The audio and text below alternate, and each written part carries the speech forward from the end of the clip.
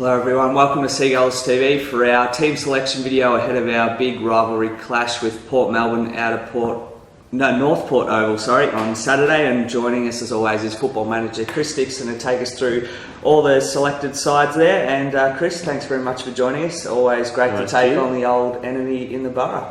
Huge game. It's as I said, it's always a big one no matter where teams are on the ladder, but when both teams are coming in with pretty good form and there's a lot at stake at that pointy end of the ladder with, I think there's 4 points separating the top 5 teams. So they've won their last 5. We've obviously been in pretty good form ourselves, so it's going to be game on. Having a look at the selected side that we have selected, it must be one of the strongest sides we've put on the park this year. Over the last, couple of weeks, we've been able to get a lot of guys back in the mix from injuries. So our injury list is shrinking, which is a great result of this time of the year. But obviously, get Ed Carr back in the mix this week. We saw Sipos, Forbes, Cam Lockwood all return last week. So it's certainly looking a bit more experienced. Having said that, what we have been able to do over this period is get a lot of games into some of our younger players, Caleb Hislop, Lockie Schultz, these sort of guys, Caleb Sullivan, Billy Myers. So it's put us in really good stead and really made that selection mix really tough. So there's a lot of players there who are putting their hands up and could even feature on Saturday. And one of those younger players, Braden Monk, back in the side as 23rd man. Great story for him, given he's played some pretty strong football at development level recently. Yeah, he has, and probably would have played a bit earlier.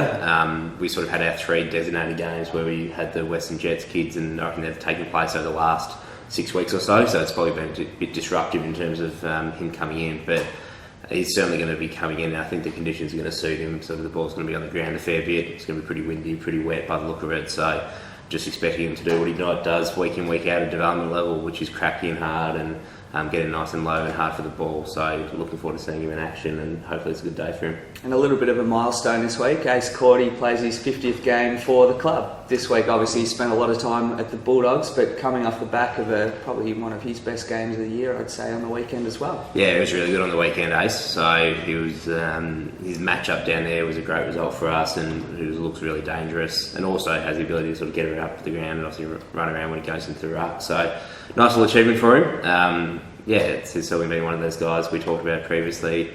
When we were along with the Bulldogs, he always came in and put in 100%, and that's why he was so liked down here and why we were so keen to get him back. So nice little milestone for him. Hopefully there's another 50 games in him for us, and he can get that sort of life membership. But really looking forward to him backing up that performance from last week and hopefully clunking a few up in our front half. Absolutely. Now, Port Melbourne cannot be taken lightly at the best of times. Right now, they're probably one of the informed sides of the competition. Won their last 5 games and sitting, as you said, just outside the top 4. They're going to really take it up to us on Saturday.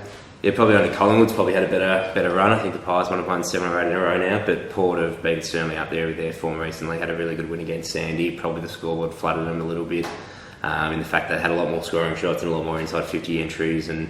But it's such a dominant first quarter. Sort of looking at how they played in that first quarter, was just blew Sandy away with a 9-goal opening term. So they're in really good form. A bit like us, they've got a lot of players back in. It's going to be a much stronger side than when we played them out in round 4 with some of the likes of Geordie Lyle, Batsanis, guys who didn't play that first game. It's going to be game on, so they're really close to full strength. We feel we are.